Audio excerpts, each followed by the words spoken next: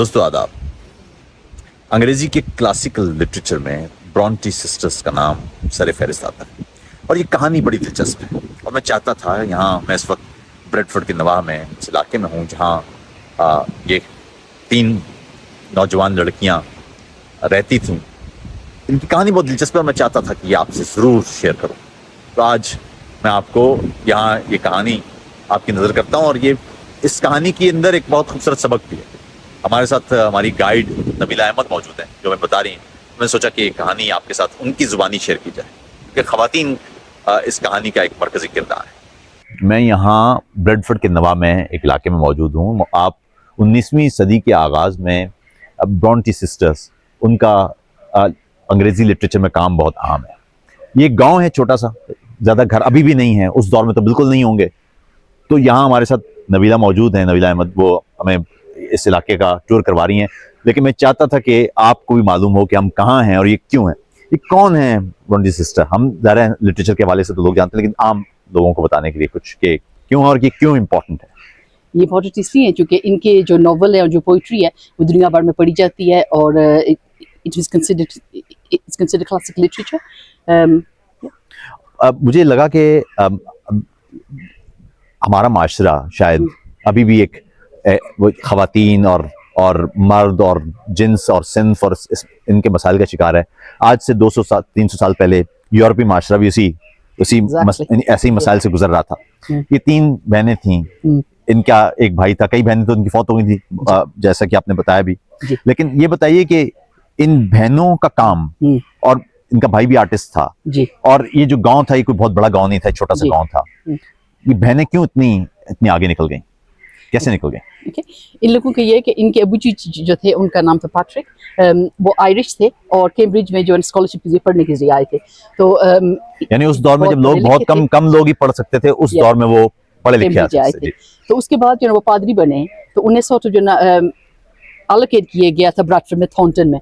तो उनकी जो चंद बेटियां वहाँ पे पैदा हुई हैं, तो उनकी बर्थ प्लेस को भी हम सेलिब्रेट करते हैं। वहाँ पे भी प्लक वगैरह भी लगाए हुए हैं और रिसेंटली ब्रैडफोर्ड ने जो है ना वो जगह खरीद भी ली है ताकि जो है ना उसे भी सॉर्ट म्यूजियम के तौर पे जो है रख सके। लेकिन ये जगह जो है ये ब्रॉन्टी पार्सनेज है, ब्रॉन्टी पार्सनेज म्यूजियम कहते हैं। तो यहाँ पे वो बड़ी हुई हैं, यहाँ पे वो पली हैं। एंड इनके अबू जी का चर्च उनके घर के बिल्कुल सामने था, वो यहाँ पे रहती थी। और जो बाकी इस गांव के लोग थे वो बहुत गरीब थे।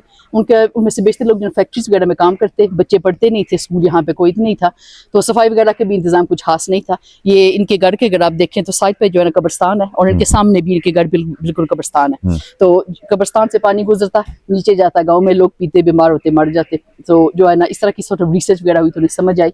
उनके अबू जी जो थे वो, इस गांव में ये वाहिद घर था जिसमें किताबें थी और पेन था और कोई लिखता था। तो गांव में इन बच्चियों का कोई साथ नहीं था कि जो है ना इनके मुकाबले कोई अंडरस्टैंड करता, ना इनके साथ कोई अंडरस्टैंडिंग थी, ना इनकी कोई फ्रेंडशिप थी यहाँ पे। सो वो जो है ना वो यहाँ तक महदूद रहती, अपने घर के काम काज में रखती। तो भाई जो थे इनके भाई क्या करते थे?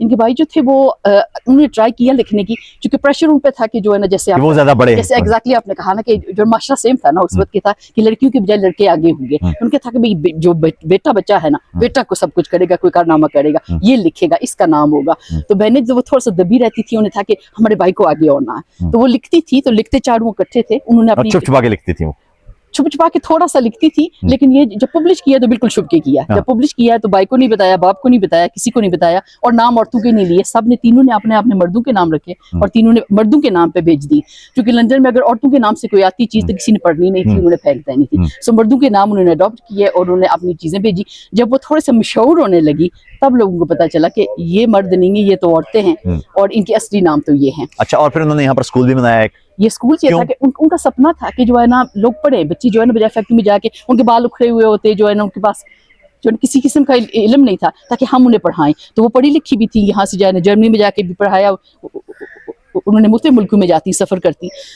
लेकिन जो है ना उन्हें यह था कि हमारे गाँव में कितनी साल की उम्र में पढ़ाया? एज 16 थी शार्लेट, जब उसने इस स्कूल में अपने घर के सामने स्कूल किया और उसने जो है पढ़ाना शुरू किया। अभी हम वो यहाँ इस वक्त स्कूल देख रहे हैं, 16 साल की उम्र में उन्होंने पढ़ाया और ये तमाम बहनें 30s की एज में फौत हो गई थी। उस दौर में एज ज्यादा नहीं होती थी। आप ये देखिए कि 18वीं 19वीं सदी में भी जो एज था वो 40 से कम ही रहा है। तो अब आप ये देखिए कि वो जो उस दौर में 30 साल के अंदर ये सब कुछ करके चले गए। Yeah. यानी 16 साल की उम्र में वो लड़की यहाँ पढ़ा रही थी, Yeah. 16 साल की उम्र में।